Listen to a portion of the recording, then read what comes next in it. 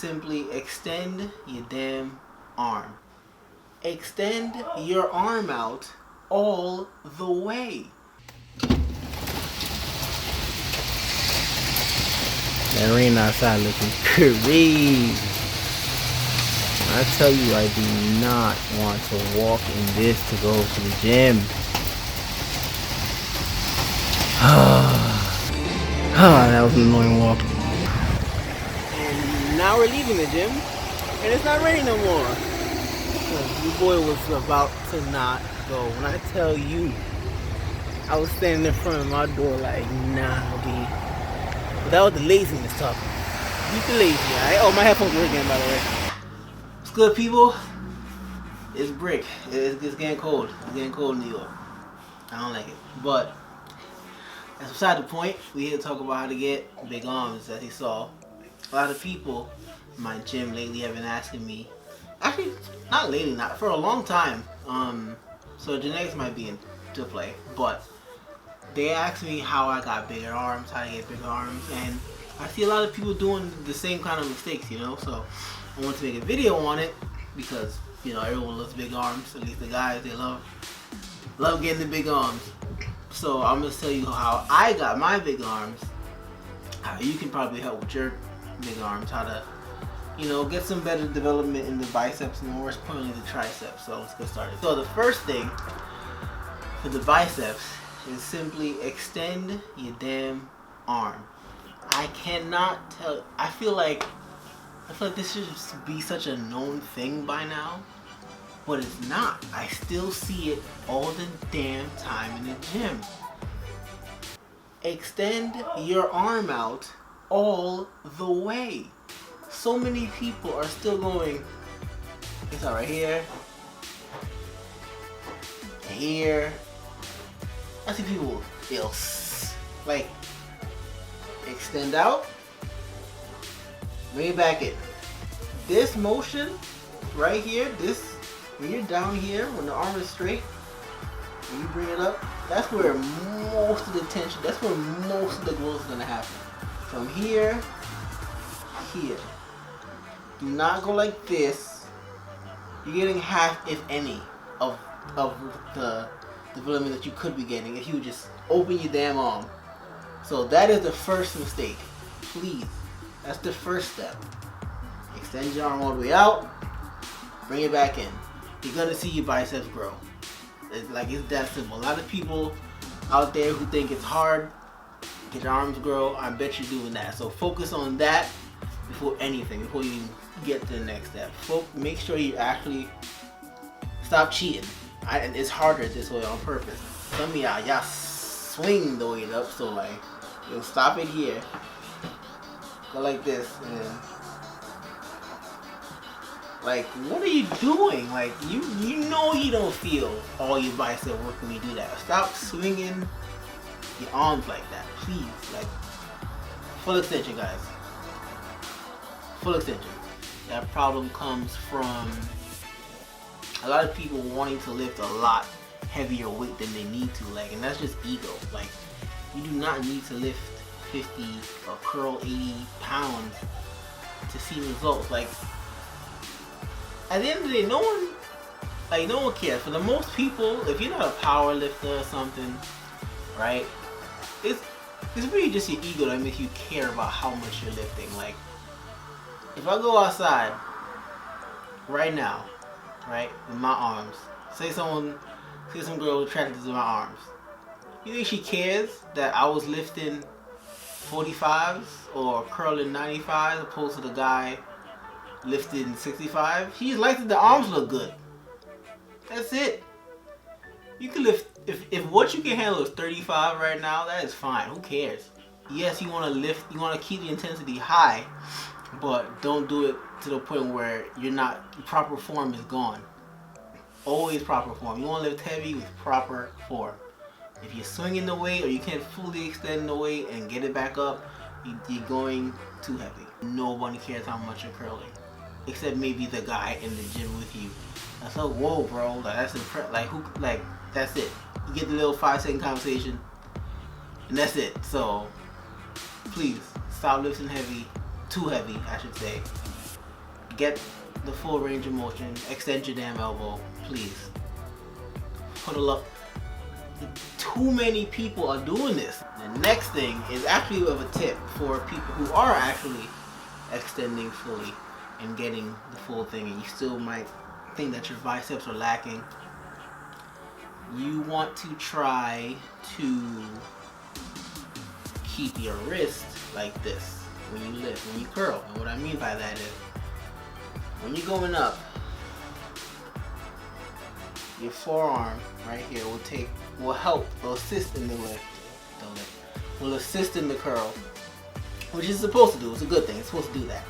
But if you think that your bicep is kind of lacking, what you can do is keep your wrist bent, and when you bring it in, it takes most of that forearm out. So now it's all of your bicep lifting. It's all of the work being put on your bicep. So that's a good tip. I did not make that up. I'm pretty sure I got that from Athlete Next. I could be mistaken, because I watch a lot of people, but Athlete Next will give me a lot of good information. Gives a lot of good information in general. So might be that. I don't know who. I'm not trying to take credit for no more stuff before someone comes at me in the comments. You keep your elbows back. Keep your wrist down. Curl. You get the full. Your bicep will do most of the work. Next thing, you're doing too much bicep. If you're going out and you're cranking 5 different versions of a curl, and you're doing 1 or 2 things for your triceps, you already lost the battle. You lost, pack it in, give up. The tricep takes up most of your arm. If you see in my picture, you can see my tricep from the front. You know what I mean? And that's what's giving my arm an even bigger appearance, a bigger illusion than before. Like, your triceps in combination with your biceps is what makes you look big. So don't ignore them. Like, your tricep is most of the arm. So if you can get that big, your arm will automatically look bigger just like that. The next thing is too little volume. So it's the opposite of the last example. So you go in, you do chest, and then you throw in 1 bicep workout at the end of it.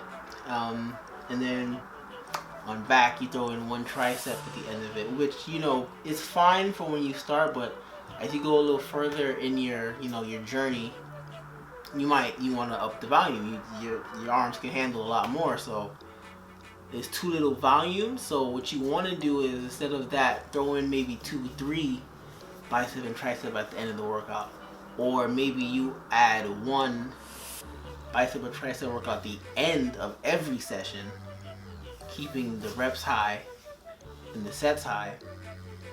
Or you can do what I do.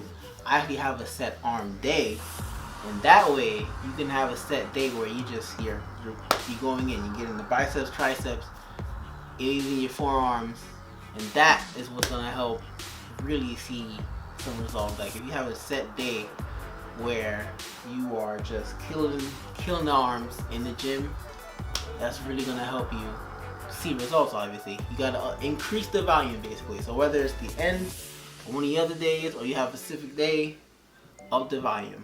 How much? More than what you're doing. So Greg Doucette would say, more than what you're doing. Doing 3 sets, do 4, so on.